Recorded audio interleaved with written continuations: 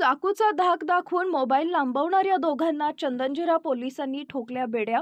Hotel sunrise समोरून पायी जाणाऱ्या इस्मास मोटरसायकलवरून आलेल्या 3 जणांनी पाठलाग करून त्यास चाकूचा धाक दाखवून चल मोबाईल दे असं म्हणत मारहाण करून फिर्यादीच्या हातातील ओप्पो कंपनीचा 30,000 रुपये किमतीचा मोबाईल हिसकावून फरार होणाऱ्या दोघांना चंदनजिरा पोलिसांनी बेड्या ठोकल्यात.